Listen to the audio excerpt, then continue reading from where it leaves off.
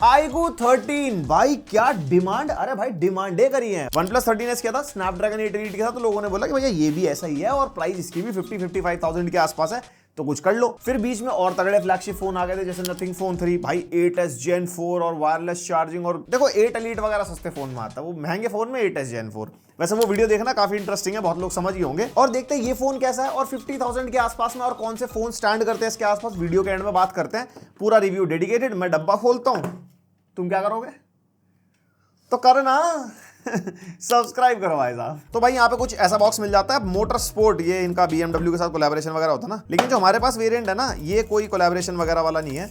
ये कुछ ऐसा, ओ हो भाई, लग रहा प्यारा एकदम, फुल ग्लास बैक। उसके अलावा दो पर्चे वर्चे मिल जाएंगी यहाँ पे, इसमें लगा दिया उन्होंने iQOO मोटर स्पोर्ट सिमेजेक्टर पिन के साथ, और एक सिलिकॉन केस मिल जाएगा ट्रांसपेरेंट वाला, जो थोड़े दिन में पीला पड़ना ही पड़ना है। उसके अलावा 120 वॉट का पावर अडाप्टर एंड साथ में Type-C to C केबल मिलते हैं, जो कि अच्छी चीज है। और हाँ, अच्छी चीज, स्क्रीन गार्ड प्री अप्लाइड आता है, तो अगर नया फोन आप लेते हो तो एकदम भागने की जरूरत नहीं है, कवर गार्ड वार्ड सब एकदम बढ़िया। और इसके अंदर हमारे को दो वेरिएंट्स मिलेंगे। 12 256 GB जो है वो 55,000 का है, 16512 भी आपको मिलेगा जो 59,990 का है। एंड भाई सबसे पहले डिजाइन से स्टार्ट करते हैं। ये जो हमारे पास कलर है ना, दिस इज एस ग्रीन, ये कोई नया कलर आया इनका। वैसे इसके अंदर आपको एक लेजेंड और नार्डो ग्रे भी मिल जाएगा, तो अपनी चॉइस के हिसाब से आप ले सकते हो। एंड ये वाला जो कलर है भाई दिखने में बढ़िया लग रहा है, थोड़ा ग्रीनिश टाइप का है, और iQOO की ब्रांडिंग है। ग्लास बैक हमारे को मिलती है, और बैक में प्रोटेक्शन कौन सी है वो कहीं पे मेंशन नहीं है। वैसे फ्रंट में हमारे को सेंसेशन अल्फा ग्लास मिल जाता है, सेंसेशन वाला वैसे जो इसकी प्रोटेक्शन लेवल है वो गोरिल्ला ग्लास विक्टस के आसपास की है। और बाकी पीछे कैमरा मॉड्यूल, ऊपर की तरफ हमारे को स्पीकर, नॉइस कैंसिलिंग माइक्रोफोन, नीचे हमारे को speaker, Type-C port, USB 3.2 Gen 1 वाला,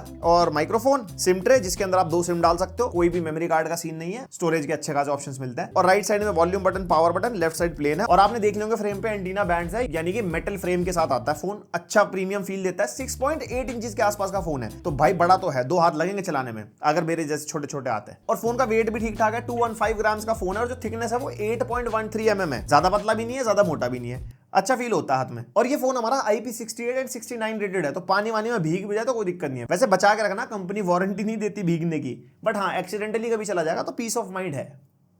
ये फीचर 80,000 के फोन में नहीं मिलते। और इसके Type-C पोर्ट के through high speed data transfer, display output 1080p 120 hertz maximum जाता है, और सिर्फ मिररिंग कर सकते हो, एक्सटेंडेड डिस्प्ले वगैरह नहीं होती। तो अगर आप एक गेमर हो, आपको स्ट्रीमिंग वगैरह करनी है, कैप्चर कार्ड वगैरह कनेक्ट करना है, या फिर बड़ी स्क्रीन पर कोई आउटपुट वगैरह चाहिए, कंट्रोल लगा के गेम वेम खेलने का मन हो, मतलब जो चीज हम समझ होंगे वो इसके अंदर मिलता है।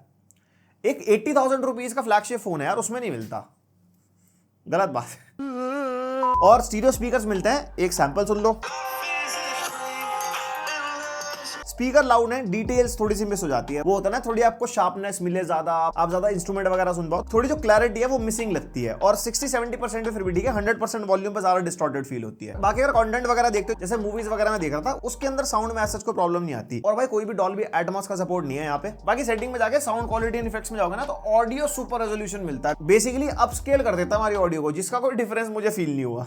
और उसके अलावा भी काफी सारी चीजें हैं, जैसे लिसनिंग एक्सपीरियंस कस्टमाइजेशन कर सकते हो, सुपर ऑडियो मिल जाते हैं इसमें, मोड्स वगैरह अलग अलग। ऑडियो रीडायरेक्ट का एक फीचर मिलता है जो मेरे को काफी अच्छा लगा, जिसके अंदर फॉर एग्जांपल आपका फोन बड्स या स्पीकर से कनेक्टेड है और उस पे गाने चल रहे हैं। अब आप कोई भी ऐप खोल देते हो, फॉर एग्जांपल इंस्टाग्राम खोल दिया या कुछ और आप देखना चाहते हो, तो उसकी ऑडियो में ट्रांसफर हो जाती है, गाने पॉज जाते हैं, कुछ भी है, तो आप रीडायरेक्ट कर सकते हो कौन सी ऑडियो स्पीकर या बड्स पे जानी चाहिए, और आपके गाने चल रहे हैं बैकग्राउंड में, वो रुके या ना रुके, मतलब आपके हाथ में फुल कंट्रोल ऑडियो का। और अल्ट्रा वाइड वाइब्रेशन मोटर मिलती है इसके अंदर, यानी कि प्रीमियम वाले हैप्टिक्स है, टाइपिंग वगैरह जैसे आप करते हो काफी बढ़िया फील आती है, और वाइब्रेशन स्मूथ है। और 4D हैप्टिक फीडबैक का सपोर्ट मिलता है गेम्स में, जैसे गेंशिन इंपैक्ट में मिलता है, जिस तरीके के पावर्स वगैरह यूज करोगे उसमें वाइब्रेशन बढ़िया सी फील होती है। Even call of duty mobile में भी ये आप गेम फीचर्स में जाके ऑन ऑफ कर सकते हो, भी आगे दिखाता हूं गेम फीचर्स भी। और भाई डिस्प्ले 6.82 इंचेस की एमोलेड डिस्प्ले है, 2K रेजोल्यूशन है, और LTPO पैनल है, यानी कि 1 हर्ट्ज तक जाता है। कुछ फ्लैगशिप फोन होते हैं ना 80,000 रुपीज में, उसमें LTPS होता है। और बेजल्स वगैरह मेरे को अच्छे लगे फोन के ना, मतलब काफी कम है, स्क्रीन टू बॉडी रेशियो अच्छा है, और फ्लैट डिस्प्ले जैसे परफॉर्मेंस सेंट्रिक फोन है, गेमर्स के लिए काफी बढ़िया रहता है। और टच सैंपलिंग रेट 300 हर्ट्ज का मिल जाता है, इनपुट वगैरह में कोई दिक्कत नहीं है। और रिफ्रेश रेट 144 हर्ट्ज का, लेकिन पूरा UI आपका 120 हर्ट्ज पे ही चलता है। इवन कोई भी एप्लीकेशन हो, हर जगह 120 हर्ट्ज का सपोर्ट है। अगर बाय चांस किसी एप्लीकेशन के अंदर हाई रिफ्रेश रेट नहीं है ना, तो डिस्प्ले सेटिंग्स में ना app running at high refresh rate पे जाके आप वो एप्लीकेशन को टॉगल कर सकते हो, यानी कि सारी एकदम बढ़िया ऑप्टिमाइज्ड 120 हर्ट्ज स्मूथ। और कलर गैमेट भी अच्छा है डिस्प्ले का, 97% sRGB, 93% P3, colour accurate display है और ब्राइटनेस ऑल टाइम 570 निट्स के आसपास की है, जो कि बढ़िया रहती है इंडोर अगर आप यूज करते हो। और आउटडोर में अगर आप जाते हो तो ऑल टाइम 960 निट्स के आसपास चली जाती है। आउटडोर में भी अच्छा खासा यूजेबल फोन रहता है। वैसे ब्रांड ने हाई ब्राइटनेस मोड 1800 निट्स बोला है और पीक 4500 निट्स बोला है, बट वो पूरी डिस्प्ले नहीं होती, कोई छोटा सा पार्ट अगर पीक चला गया वो रिकॉर्ड होता है। 1800 निट्स की और 4500 निट्स की ब्राइटनेस पूरी देख लिया, अंधे हो जाओगे भाई। और जो डिस्प्ले है वो वेट हैंड कंट्रोल वाली है, अगर गीले हाथ है आपके और फोन चला रहे हो, घर वालों का फोन बना गया तो गीले हाथों से उड़ जाए, तू समझा। और एक्स्ट्रा सर्टिफिकेशन जैसे TUV रेनलेंस, circular polarization and full care, मतलब आंखों को ज्यादा नुकसान नहीं देगी लंबे टाइम तक अगर आप चलाओगे। एंड मल्टीमीडिया में वाइड वन L1 का सपोर्ट है, यानी कि 1080p तक OTT में कंटेंट, 4K 60 HDR तक YouTube पे जाता है। नेटफ्लिक्स में भी HDR10 का सपोर्ट हमारे को मिलता है एंड HDR कलर ट्यूनिंग अच्छी है यहाँ पे, जैसे कोस्टा रिका वगैरह हमने चलाया या फिर कोई भी HDR वाला कंटेंट नेटफ्लिक्स पे, मतलब मल्टीमीडिया में फोन डिसअपॉइंट नहीं करता। कलर्स भी अच्छे हैं, ब्राइटनेस भी अच्छी है, ऑडियो में भी लाउडनेस वगैरह अच्छी है, थोड़ी सी क्लैरिटी मिसिंग लगती है, बट ओवरऑल फोन मल्टीमीडिया में डिसअपॉइंट नहीं करता। और इसकी सेटिंग्स में वीडियो के एक्स्ट्रा ऑप्शंस है, जैसे विजुअल एनहांसमेंट है, जिससे कलर्स वगैरह एनहांस हो जाते हैं। MEMC एंड सुपर रेजोल्यूशन में मिलता है। बेसिकली कोई भी आपका 30 FPS वाला कंटेंट है ना, वो 60 FPS में चलने वाली आपको फीलिंग देता है। AI जनरेटेड फ्रेम्स ऐड हो जाते हैं, जो स्पोर्ट्स वगैरह के लिए काफी बढ़िया रहता है। एंड ऑब्वियसली इन इफेक्ट से आपकी बैटरी कंजम्पशन भी ज्यादा होती है। और भाई बात है तकनीकी, स्नैपड्रैगन 8 एलीट मिलता है हमारे को। हाँ, थोड़ा सा कम पावरफुल प्रोसेसर है। 8s Gen 4 80,000 के फोन्स में ज्यादा फ्लैगशिप सेंस बनाता है। बंद करो हाथ जोड़। एंड इसके अंदर एक डेडिकेटेड चिप भी है Q2 करके, जो बेसिकली फ्रेम इंटरपोलेशन, यानी कि हमारा जो MEMC होगा, गेमिंग में भी काम आता है और वीडियो मोड में भी मैंने आपको दिखा दिया। मतलब कुछ GPU वाले ऐसे टास्क जो मेन चिपसेट को ना असाइन हो गए, ये चिप खुद कर लेती है, जिससे आपकी एफिशिएंसी इंक्रीज हो जाती है। बैटरी पे ज्यादा जोर नहीं आ रहा ना छोटी छोटी चीजों के लिए। और इसके अंदर 7K ultra vapour chamber cooling system लगा रखा है, यानी कि हीट मैनेजमेंट वगैरह जो है अच्छे से कर लेता है। वैसे हमने टेस्ट वगैरह करे हैं। और LPDDR5X अल्ट्रा रैम है इसके अंदर, UFS 4.1 स्टोरेज मिलती है और रीड एंड राइट स्पीड भी स्टोरेज की आप देख सकते हो अपने सामने। अब थोड़ी सी परफॉर्मेंस देख लेते हैं भाई। अंतुतु बेंचमार्क में बढ़िया 2.6 मिलियन स्कोर निकल के आ गया। Geekbench 6 के मल्टी कोर सिंगल कोर के नंबर ये रहे। GPU का नंबर भी भाई 19,000 प्लस। और Geekbench का AI वाला बेंचमार्क आप देख सकते हो। Wildlife extreme stress test हमने किया, जिसके अंदर स्टेबिलिटी 64% के आसपास निकल गई, जो कि अदर स्नैपड्रैगन 8 एलीट फोन्स के अगर कंपैरिजन में देखें तो ठीक है, क्योंकि ये प्रोसेसर गर्म बहुत हो जाता है। और 15 मिनट्स का CPU स्ट्रेस टेस्ट किया, हरियाली से पीला है, पीले के बाद ऑरेंज हो गया। लेकिन एक चीज मैं कहूंगा, स्टेबल रहा, 64% की परफॉर्मेंस निकाल गया। सेम ही 30 मिनट्स में मामला रहा, आगे जाके ऑरेंज जाके स्टेबल हो जाता है। मतलब बहुत ज्यादा ऐसा थ्रॉटलिंग नहीं है कि बिल्कुल ही नीचे भाग जा रहा है, तो आपको एक लंबे टाइम बाद स्टेबल परफॉर्मेंस मिलेगी। भाई इसका टेंपरेचर बहुत ज्यादा राइज होता है। और स्नैपड्रैगन 8 एलीट के कितने भी फोन्स देखोगे ना, कुछ ऐसा ही ग्राफ हमारे को मिलता है। और परफॉर्मेंस में तो भाई फोन में कोई दिक्कत ही नहीं है। डे टू डे टास्क कर रहे हो, मल्टीपल एप्स खोल रहे हो, कुछ खोल रहे हो, फ्लैगशिप चिपसेट है, प्रॉब्लम कोई नहीं आने वाली। मेजरली गेमिंग में थोड़ा पता लगता है, जैसे सबसे पहले BGMI स्मूथ पे अल्ट्रा एक्सट्रीम हमारे को मिल जाता है, यानी कि बढ़िया 120 FPS धुआंधार BGMI खेल सकते हो, कोई ड्रॉप वगैरह नहीं है। वही 115-120 के बीच में FPS टहलते रहता है। काफी देर हमने गेमिंग करके देखी इसके ऊपर। और BGMI में भी फायरिंग एंड ड्राइविंग में हमारे को 4D हैप्टिक्स वगैरह मिलते हैं। फिर आगे call of duty mobile max पे मैक्स हमने टेस्ट किया, फ्रेम इंटरपोलेशन ऑन रखी थी, बट 60 FPS ही दे रहा था। इसके अंदर कोई हमारे FPS ऐसा इंक्रीज नहीं हुआ। फिर इसके अंदर लो पे अल्ट्रा रखा हमने, जिसमें 120 FPS बैटल रॉयल में बढ़िया चला जाता है, स्मूथ मक्खन गेम प्ले भाई साहब। उसके बाद ना गेम फ्रेम इंटरपोलेशन भी मिलता है इसके अंदर। हमने जैसे ही वो ऑन किया तो डिस्प्ले 144 हर्ट्ज तक ओवरक्लॉक हो गई थी, 144 FPS तक चला गया था एकदम भाई। मतलब फुल कंपेटिटिव एज रहेगा आपके पास ई स्पोर्ट्स का। फिर गेंशिन इंपैक्ट आ गया, हाई सेटिंग्स और FPS को 60 कर दिया था, बढ़िया 60 स्टेबल FPS मिल जाते हैं, वही 59-60 के आसपास। फिर मैंने सोचा हाईएस्ट सेटिंग भी कर लेते हैं, जब भाई इतना तगड़ा चिपसेट है तो वो भी टेस्ट करना बनता है, तो भी 60 FPS कह रहा भैया मैं बढ़िया दे दूंगा आपको। फिर इसके अंदर हमने फ्रेम इंटरपोलेशन ऑन किया तो भाई 144 FPS तक चले गए थे। फिर वदरिंग वेव्स बैलेंस्ड पे 60 FPS रखे तो बढ़िया वही 55-60 FPS हमारे को मिल रहे थे, कॉम्बैट वगैरह भी जैसे हमने किया यहाँ पे। फिर इसमें क्वालिटी मिलता है, यानी कि हाईएस्ट सेटिंग, उसमें भी 60 FPS हमने सेट कर दिया था, तो वो भी हमारे को 59, 58 एंड 60 FPS के आसपास मिल रहे थे, यानी काफी स्टेबल FPS दे पा रहा है फोन। और अराउंड 1 आवर 30 मिनट्स के आसपास गेमिंग करने के बाद स्क्रीन साइड से 38 डिग्रीज तक, बैक से 36 डिग्रीज तक एंड फ्रेम 33 डिग्रीज के आसपास, तो फोन हाथ में वार्म तो देखो फील होता है, तो हीट वगैरह ठीक ठाक मैनेज कर लेता है according to the performance and chipset. और गेमिंग फीचर्स में परफॉर्मेंस पैनल मिलता है, जिसके अंदर battery saver, balanced and monster, हमने तो मॉन्स्टर पे टेस्ट किए थे, एकदम तगड़े FPS मिलनी चाहिए। रिफ्रेश रेट मिलता है, नेटवर्क वगैरह सेलेक्ट कर सकते हो, टच सैम्पलिंग रेट अपने हिसाब से सेटअप कर सकते हो। उसके बाद गेमिंग टूल्स मिल जाते हैं, जिसमें 4D वाइब्रेशन ऑन ऑफ करनी हो, ई स्पोर्ट्स मोड है, वॉइस चेंजर, सुपर रेजोल्यूशन, भाई मैं स्क्रॉल कर देता हूँ, दुनिया भर के फीचर्स हैं, अपने हिसाब से देख लो। और हाँ, एज पर परफॉर्मेंस या गेमिंग फोन बाईपास चार्जिंग भी मिलती है, जो कि एक अच्छी चीज है, जिससे हमारी बैटरी चार्ज नहीं होती, डायरेक्ट मदरबोर्ड को पावर मिलती है जब आप गेमिंग कर रहे होते हो, जिससे हमारे टेंपरेचर राइज नहीं होते फोन के। एंड कनेक्टिविटी में 13 5G bands, wifi 7, Bluetooth version 5.4, NFC का भी सपोर्ट है इसके अंदर। साथ में IR ब्लास्टर मिलता है, जो हमारे कैमरा मॉड्यूल के अंदर है, वो अपना टीवी, AC वगैरह कंट्रोल करना फोन के थ्रू फ्लैगशिप फोन्स में नहीं मिलता।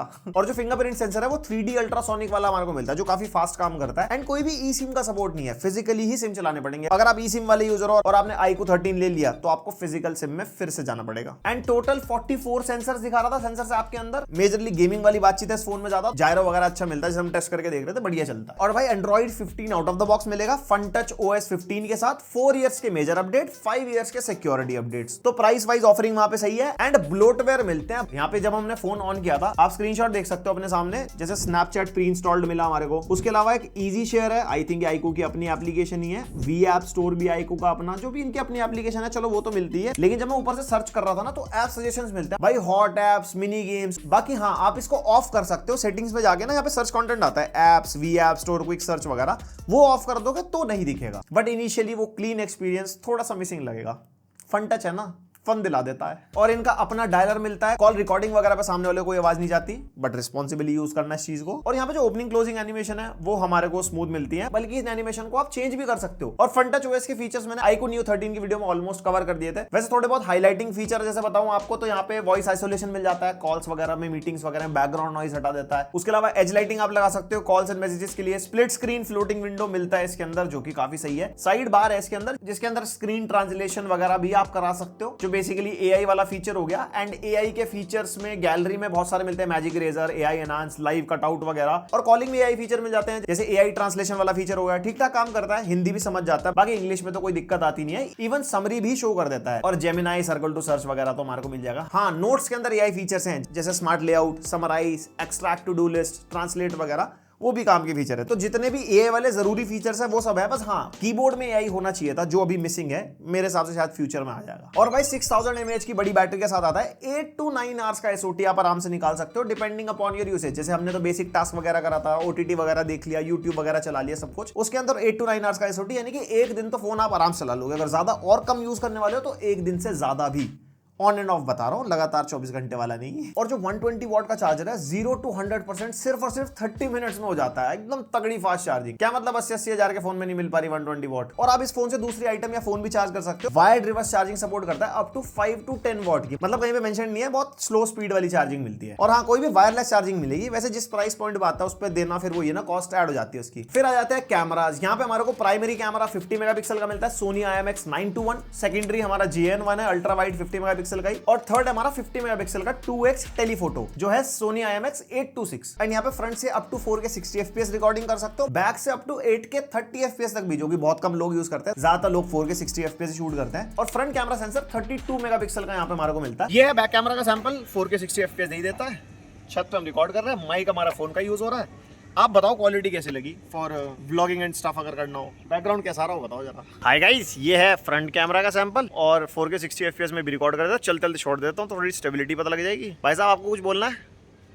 सब्सक्राइब वेनम चेक देख रहे हो, तुम कर नहीं रहे हो फिर भी। एंड ये रहे आपके सामने कैमरा सैंपल्स। यहाँ पे 0.6x, 1x, 2x and 4x। 0.6x dedicated sensor है जो हमारा अल्ट्रा वाइड वाला, 1x प्राइमरी हो गया, 2x टेलीफोटो हो गया, 4x हमारा डिजिटल जूम है। एंड 4x में भी ठीक ठाक डिटेल्स ये कैप्चर कर लेता है। एज डिटेक्शन अच्छी है, जैसे पोर्ट्रेट वगैरह हम लेके देख रहे थे, बढ़िया। यहाँ पे अगर आप क्लोजली भी देखोगे, बालों के आसपास एजेस वगैरह होगी, बढ़िया रहती है। कलर्स थोड़े से बूस्टेड होते हैं, रेड ज्यादा रेड लगेगा, ग्रीन ज्यादा ग्रीन लगेगा, मल्टीपल जैसे आप फोटोज वगैरह देख सकते हो। HDR की परफॉर्मेंस भी अच्छी है, मतलब डार्क में भी डिटेल्स अच्छी खासी कवर कर देता है। ह्यूमन स्किन टोन्स मेरे को समझ नहीं आई। iQOO Neo 13 में भी मैंने ये बोला था, पता नहीं कौन सा टाइप की स्किन टोन्स है, अननेचुरल सी फील होती है, मतलब थोड़ी वार्म साइड भी होती है और बहुत ज्यादा स्किन टोन्स चेंज होती रहती है अकॉर्डिंग टू लाइटिंग कंडीशन। आपका क्या ओपिनियन है स्किन टोन्स को लेकर, मेरे को बताना जरूर कमेंट करके। और 2x में अगर हम पोर्ट्रेट्स लेते हैं ना, वो अच्छी लगती है, मतलब काफी नेचुरल सी डेप्थ आती है और शार्पनेस भी यहाँ पे हमारे को अच्छी मिली फोटोज में। अगर हम थोड़ा सा डिटेल में जाते हैं, क्रॉप वगैरह देखते हैं। और फिर आ जाती है लो लाइट की परफॉर्मेंस, जिसमें अल्ट्रा वाइड इज ऑब्वियसली ठीक ठाक, JN1 सेंसर है, not too good not too bad. And primary से खींचोगे तो उसमें डिसेंट फोटोज मिल जाती है। एंड लो लाइट में मैंने काफी जगह देखा लेंस फ्लेयर हमारे को मिलता है, जैसे ये वाली फोटो आप देखो। और अल्ट्रा वाइड इसका एज अ मैक्रो भी यूज होता है, मल्टीपल सैंपल्स हमने लिए थे, सही आ जाती है अगर लाइटिंग कंडीशंस अच्छी खासी हो। और फिर आगे हमारे फ्रंट कैमरा के सैंपल। फ्रंट कैमरा में भी शार्पनेस वगैरह है वो अच्छी खासी है, स्किन टोन्स वैसी है, प्रोसेसिंग जैसे मैं आपको बता रहा था। बैक कैमरा की भी, इवन फ्रंट कैमरा की भी प्रोसेसिंग सेम है। एंड अलग अलग लाइटिंग कंडीशन में हमने फ्रंट कैमरा से फोटो ली। लो लाइट में भी अच्छी फोटोज निकाल देता है, डिटेल्स वगैरह सही कैप्चर कर देता है। एंड फ्रंट से भी थोड़ा सा मतलब बूस्ट तो करने की कोशिश करता है फोटोज को, जैसे स्किन वगैरह को ज्यादा ही निखारने की कोशिश वगैरह करेगा। जबकि हमने जितने भी सैंपल्स लिए हैं वो नेचुरल पे लिए हैं। बाकी इसके अंदर 3 मोड्स में मिलते हैं, विविड, टेक्सचर्ड एंड नेचुरल, पर हमने सारा कुछ नेचुरल पे लिया है। ओवरऑल मैं एक चीज कह सकता हूं, जैसा परफॉर्मेंस सेंट्रिक फोन है उसके हिसाब से कैमरा अच्छा है, वरना क्या होता है ना, या तो आपको कैमरा ही अच्छा मिलेगा या तो आपको परफॉर्मेंस ही अच्छी मिलेगी। यहाँ पे अच्छी परफॉर्मेंस के साथ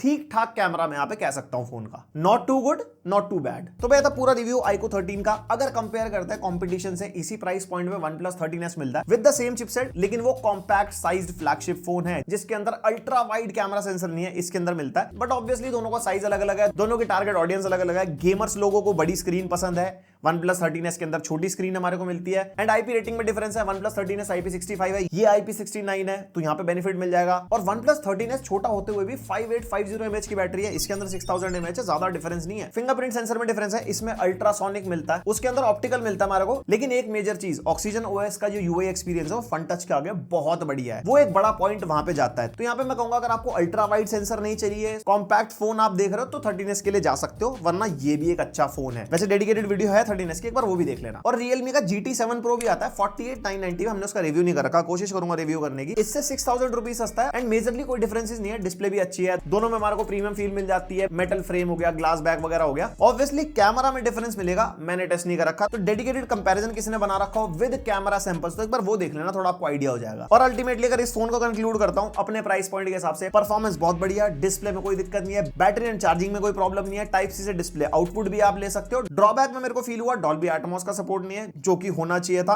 और स्पीकर्स में थोड़ी सी क्लैरिटी मिसिंग लगी, एंड फन टच OS जो इसका UI है उतना स्वाद अनुसार नहीं है। बाकी ओवरऑल अगर फोन आप परफॉर्मेंस गेमिंग वगैरह के लिए देख रहे हो, इम्यूलेटर्स वगैरह रन करने, आपको इम्यूलेशन वाली गेमिंग करनी है, स्नैपड्रैगन के प्रोसेसर सबसे ज्यादा ऑप्टिमाइज होते हैं इम्यूलेटर्स के साथ, तो आप डेफिनेटली इस फोन को चेकआउट कर सकते हो। अगर आप iQOO 13 यूजर हो तो अपना फीडबैक शेयर करना, क्या अच्छा क्या बुरा, एंड इस वीडियो के बाद आपके जो थॉट्स है वो भी लिख देना। बाकी लाइक सब्सक्राइब शेयर तो आप कर ही दोगे। मिलते हैं नेक्स्ट वीडियो, तक के लिए बाय।